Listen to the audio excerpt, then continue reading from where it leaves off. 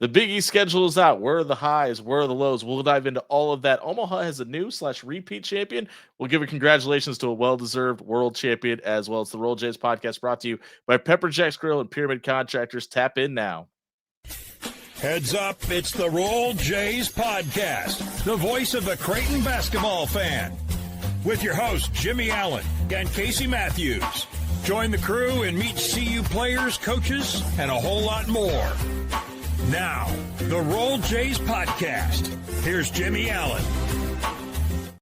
Welcome into the Roll Jays podcast. Jimmie Allen, Casey Matthews with you, brought to you by Pepper Jack's Grill and Pyramid Contractors. Casey, we got to dive into this because, as we know, whenever we're talking about success for Greg McDermott's team, it's always in the meat and potatoes of the season, right in the heart of the Big East schedule. We got that this weekend, and there are a couple stretches in here that I think we need to unpack and talk about the importance of them.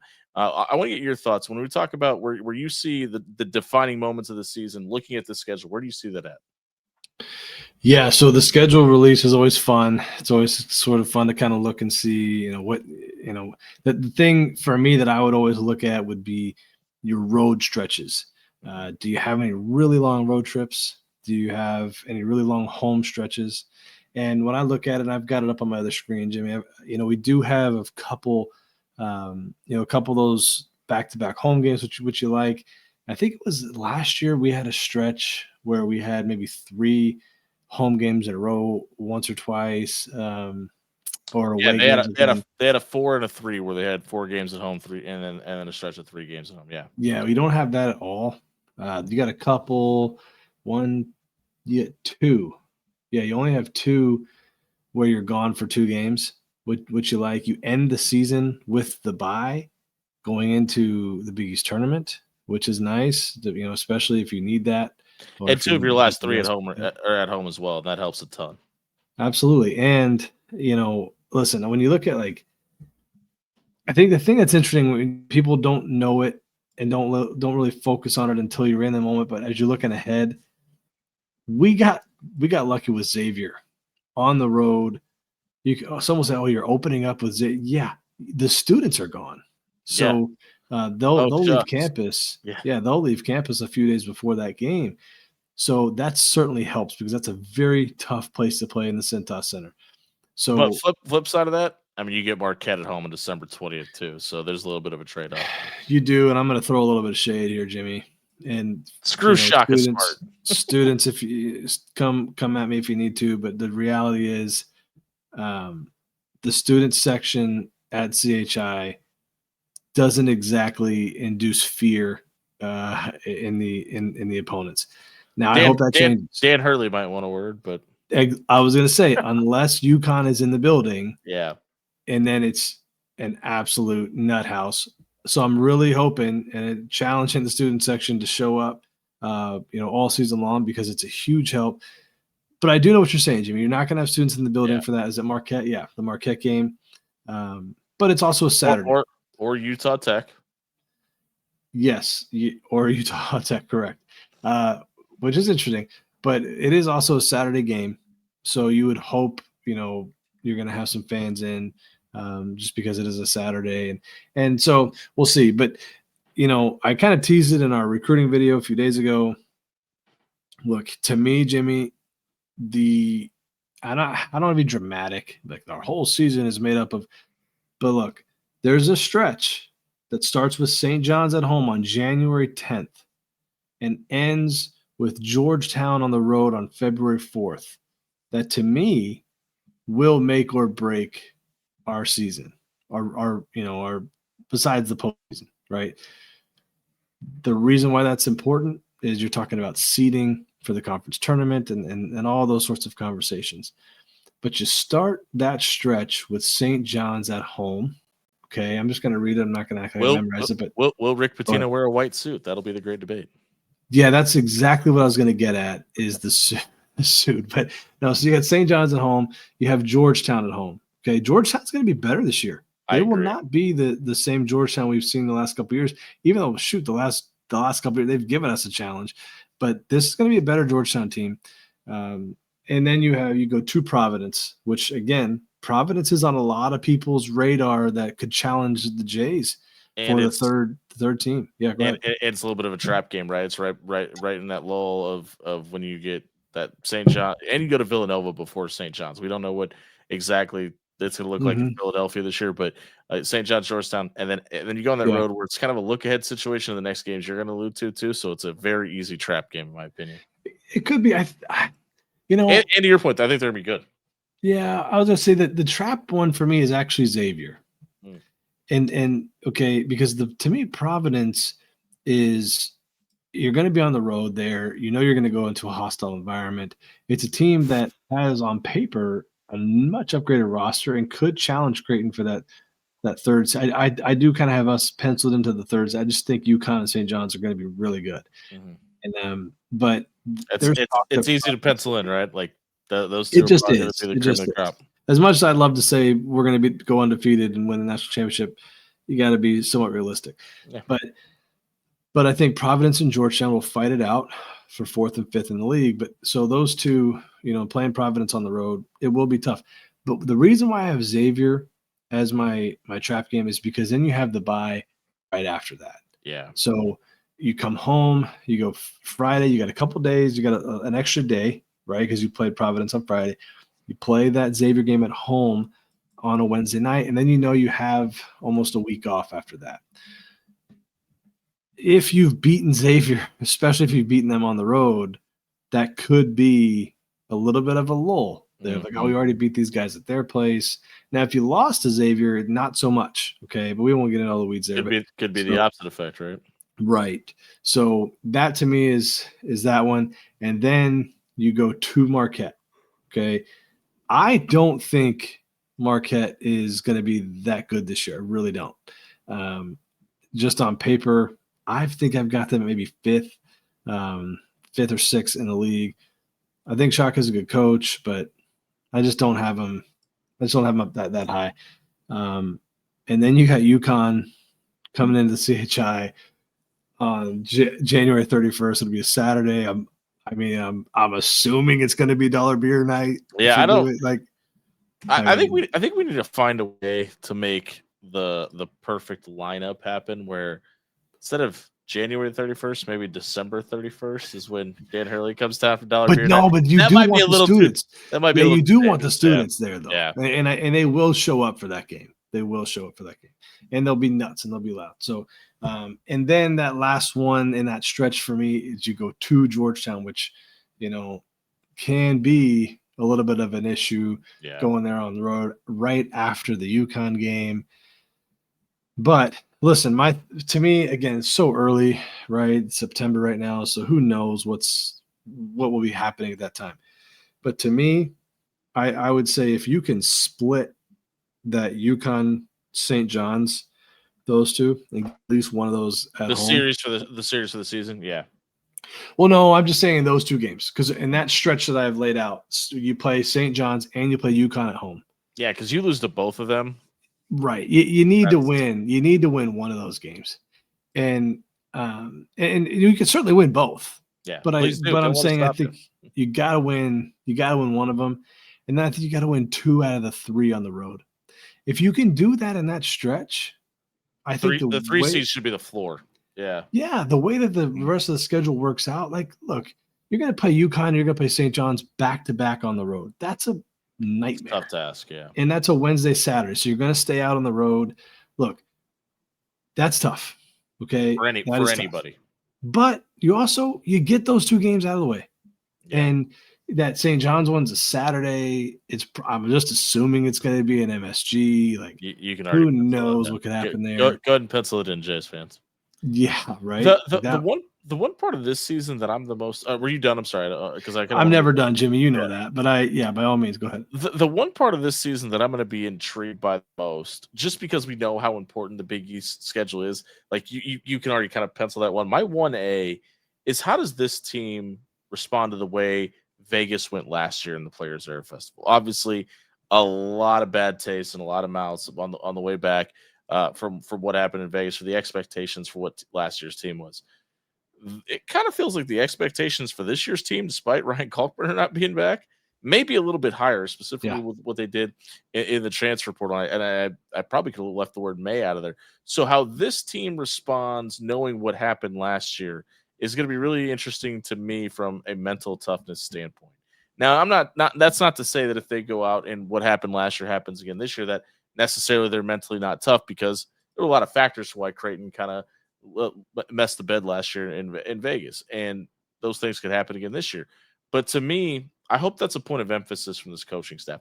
Does it really matter in the grand scheme of end goals? No, but if you could make this team feel better about facing some marquee opponents and some marquee matchups, and I don't know, put a little cash in your pocket on the way, that's going to go a long, long way, in my opinion. And that's where I'm really excited to see how this iteration of Creighton handles that moment in Las Vegas. Yeah, no, I think it's a good point. As you're talking, Jimmie, I'm sitting here thinking about that, and I can't help but think that having Huss on the bench in the locker room, just around, with the experience of him being a head coach, coupled with obviously Mac and him always having his thumb on the team and knowing what they need and when they need it, I think that's going to pay dividends. I do, and I think it will help in some of those areas. But I think you're right. I think that the expectations are higher, and I feel like we would be very short-sighted if we don't also keep in mind, yes, you lose Ryan Kalkbrenner, which is huge. Literally and figuratively. Yeah, there you go. But also Steven. Yeah. And his leadership at the point guard position. And I think you could throw Jimmie in there for the way that he was able to close out some games last year, specifically down the stretch. Sure. I think that's fair too.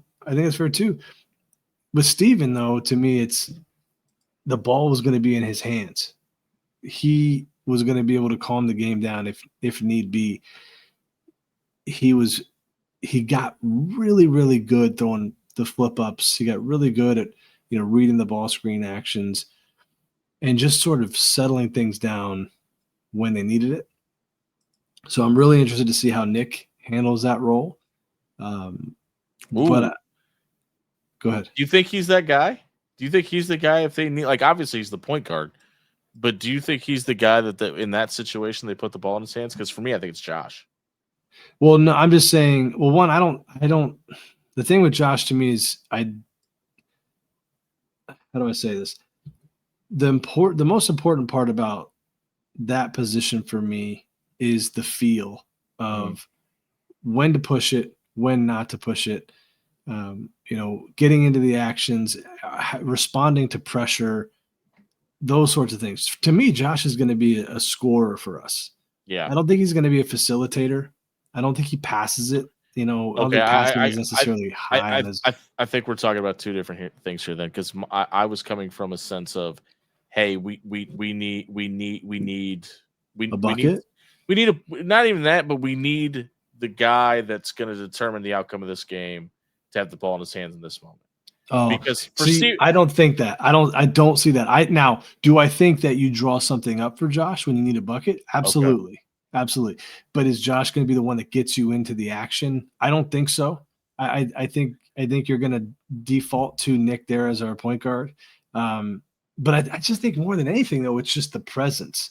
Yeah. Like the presence of mind of, you're going to go on the road in some really hostile environments, and you might not be winning. It might be tough. It should be tough, but how do you handle those environments? How do you make sure that the team is communicating? I just think there was a lot about Steven there that, even I'm guilty of not appreciating as much. Sure. And until he's gone, looking back at, he's not dead, folks. He's still with us. He's just not right. Program anymore. But it feels like that. I feel like that every time we lose a point guard, and when Nembhard left, there were some things there where his ability to throw that flip up right away, we saw was like, God, we really missed that when Steven came in, until Steven developed that. When you lost Marcus, that was the ability to shoot from the point guard position. When you got Nembhard in there, he couldn't shoot. So then Steven gets there, and he struggled at first, right? And so till he got confident and got a rhythm, and then you kind of had the best of both worlds. But what are you missing? You're missing maybe the size. It's just interesting. I'm very, very interested to see how Mac uses Nick, and kind of what his true role is, other than facilitator. And And honestly, how good of a passer is he? I don't know. So there's a lot of question marks, but I'm excited to get some of the answers for sure. We're really bad about doing this, but I want to have this conversation after that piece we just talked about. Yeah. Does it surprise you at all, because you were obviously in it when this was going on, the Justin Patton year? It was a combination of let it fly with playing above the rim. Now, Mm-hmm.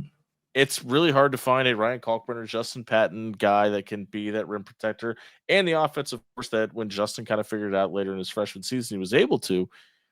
But does it surprise you that the success that offensive output had, they never really went back to that play it above the rim style? And like, you gotta have the pieces, obviously, and I get all that. But it like that version of Mac's team was so different than any other iteration that we've seen before or since, in my opinion. But it looked The like Justin Patton team? yes. Yeah. But it looked the most explosive. Is that fair to say? I'm not the expert there. I'm not the expert on anything, but I'm not the Sure. expert there. I wasn't here for Justin. You were the year after, right? Right, the year after. And that was, we had Martin Krompel, but I'll say this. We also had Jacob Epperson. Yeah. And Jacob was a highly recruited kid, very skilled. Jacob was so skilled, had just an unfortunate string of injuries. But Jacob could shoot it a little bit. He could play above the rim. We were in an MTE. We were in a tournament, down in I forget which islands we were at that year. It was the year we played Clemson. Do you remember that? We were down 22, right? It had to be my first year, I guess. And Jacob, man, without Jacob, we don't win that deal. He was unbelievable. And then I think it was that next year when he got hurt. But I think Jacob could have been a guy because he could shoot it, and he was so long. You could just throw it up to him, and he could catch anything. But I mean, Martin was good too, though. I mean, Martin could shoot. He could really jump, and so you could throw some stuff up to him, and he could play above the rim. But I mean, again, Justin Patton he was a lottery pick. Right. I'm not saying you should just get a lottery pick guy every year, but I'm just saying like that style to be able, like, we've seen how much they loved the flip up to Ryan Kalkbrenner and that aspect of it. And I think that was a little bit of a stem from the fact that Ryan could do it, but B, like, you saw what that could be if it was a staple of your offense with Justin Patton, just with his ability to rebound, put the ball back and things like that. But like, it's just crazy to me, like how I think this is what brought it to my mind is how much this roster obviously turns over. It has to, right? Mm-hmm. But this system and the way they play just continues to work, kind of no matter who's walking. Like what you mentioned with Marcus and Steven, and like we always just have that panic of, well, who's going to be that guy next year? Greg McDermott just seems to find that guy every single time. So and we've seen what Nick can do, and I really think when we talk about Nick Graves this year, we're going to have a conversation about how much different his game looks, because there was so much put on him at Charlotte, and no offense to the 49ers, but they're going to be better players around him too. And I think that's going to free up him. We've seen him be able to create his own space, create his own shot, and be effective offensively in that system. I think it's going to be pretty scary how good he could be in this one. Yeah, I'm excited to see him. I really am. I'm gonna make sure I get to practices, a few times so I can see him before the season starts. But no, I'm really excited, and all indications are he had a good summer, and things are trending in the right direction. But I want to go just touch on one thing, because I can't miss an opportunity to talk about Coach Mack. You know that. Yeah. And I think what's really interesting of what you said is that the system just continues to work. It does, but Mac knows how to tweak it to make it work and to continue to work. And Huss is a big part of that as well, which is another reason I'm so glad Huss is back. But what I think is interesting is the system stays relatively the same, even though the skill, not that it's not as good, but it's just different in a lot of different ways. When you look at the 5 spot in particular, when you go from Justin Patton to a Martin Krompel to to Ryan Kalkbrenner, very different pieces, very different players. In that, when you look at the point guard spot, to have, when I got here, it was Davion Mintz, and then it turned into Marcus Zagorowski later in the year, to Ryan Nembhard, then to Stephen Ashworth. 3 very different players. that the system continued to work, right? And I think it's just a testament to Mac understanding what he has. He just knows how to get the most out of his players and to put them in the position to win. And I was having this conversation with Mark on our weekly show. I don't even know how long ago it was. And I brought up, and I did a poor job, honestly, of phrasing the question. But the point I was trying to make was in the league, knowing how good coaches we have, if you just told me, hey, we got a game tomorrow, here's your roster, and like, who do you want coaching the team? I'm picking Mac every time. And because I just think he knows how to scheme and get the most out of people quickly. And I went into more detail on that show, but I guess the point I'm trying to make more than anything is, like, it's like a chef, right? That you're trying to make a meal. I was literally going to say he knows the ingredients. I was literally just going to say that. Yeah, that's fine. Think about how different Marcus Zagorowski, Ryan Nembhard, and Stephen Ashworth are from each other. Not just from like a personality standpoint, from the way they play the game of basketball. Well, and they but all, you know what, though, Jimmy? And they all what you just said, though, the personality is just as important. Yeah, fair. Yeah, good point. He's the point guard. He's the guy, and I think that's a very valid point to make. So it's not just play, but who you are as a person. And you got to manage that, right? Like, absolutely. It's been incredible. Speaking of incredible, Saturday night, one of the most incredible displays of athleticism we've ever seen. Terrence Bud Crawford, obviously an Omaha native, is the very first and the only male boxer to unify 3 separate weight classes. Now, that alone is impressive in its own right. But when you talk about the fact that the first weight class and the last weight class are 6 weight classes apart from each other, that's even more impressive. And obviously he had the great send off, and Greg McDermott was able to be there and support Bud and send him off to Vegas. And I mean, just like anybody that listens to my radio show, and I may have mentioned this, obviously Terrence is a close personal friend. The fact that he was able to be a kid from North Omaha that grew up the way he did, and was told, and he talked about this openly this week, that he would never amount to anything, and he was able to keep that chip on his shoulder all the way through Saturday night, even through the press conference when the gentleman from Ring Magazine was reading all of his accomplishments, and there was a media member in attendance that wrote kind of a smear piece about Terrence before the fight, and just made sure he pointed out that, hey, did you get all that? Did you need him to read it again?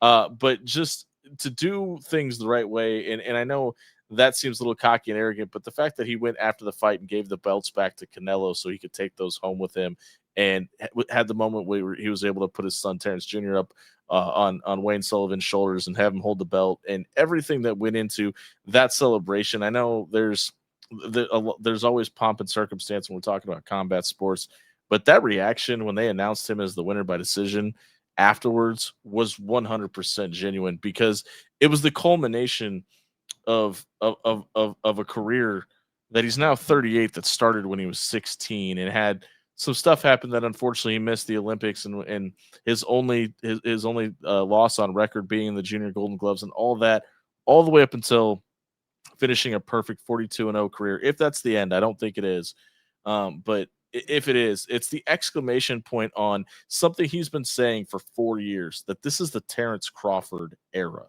And that is more important to him. His legacy is more important to him than any one of those championships that he had around his waist on Saturday night. And to see him be able to have that moment after being told he was too small. He's been ducking guys. He never fought anybody. I don't know how you can not fight somebody and unify 3 weight classes. Last time I checked, you got to get through at least a minimum of 7 champions to be able to do that. And obviously Bud Crawford did so. Yeah, I am not the guy to sit here and talk about boxing and this and that. All I know is this: I watched the fight. Shout out Netflix for finally getting a big live sporting event. I haven't heard anybody talk about anything with a buffering issue. So we'll finally. See. Yeah.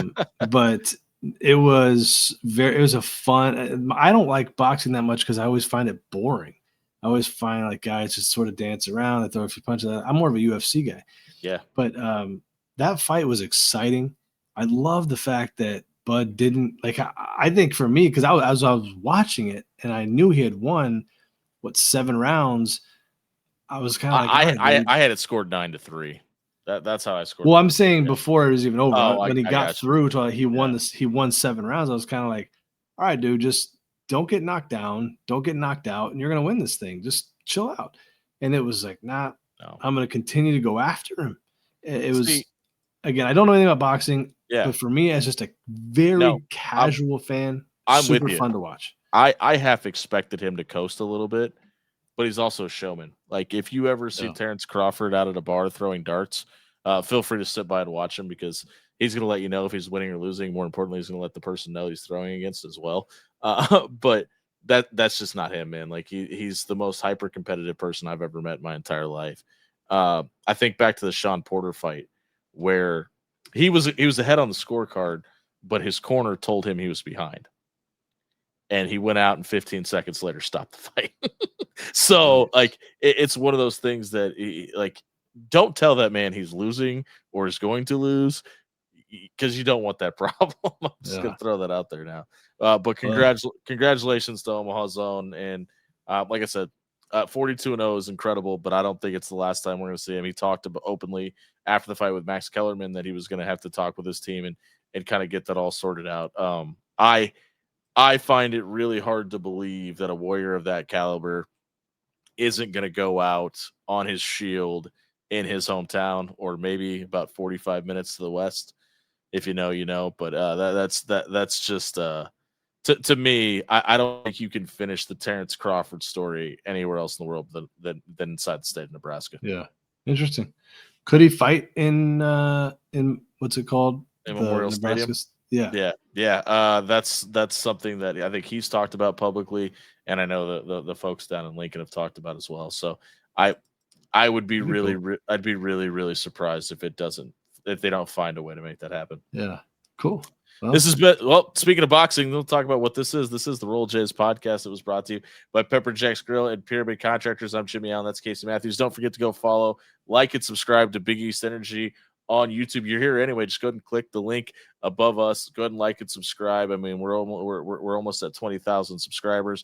We're going to be well past that. Big East Energy is your one-stop shop for all your Big East news, as well as we're adding some other podcasts into the equation. Go shop around on the network. See what we got going on. And if you like what you see, like and subscribe. We'll see you next time. It's been the Roll Jays podcast. Why you need to try Pepper Jack's Grill, the best Philly cheesesteak in America. At Pepper Jack's Grill, we craft your Philly just the way you like it. Fresh ingredients, sizzling on the grill, and endless customization options. Not just Phillies, we've got rice bowls, burritos, nachos, and even vegetarian choices. And don't forget those crispy fries with our famous spicy ranch. With 10 great locations in Omaha, there's a delicious meal waiting for everyone in the family. Pepper Jack's Grill, your Philly, your way. At Pyramid Contractors, we do it all. From repairing or replacing your roof to updating siding, windows, or gutters. When you have a home improvement project, call Pyramid Contractors. Pyramid Roof.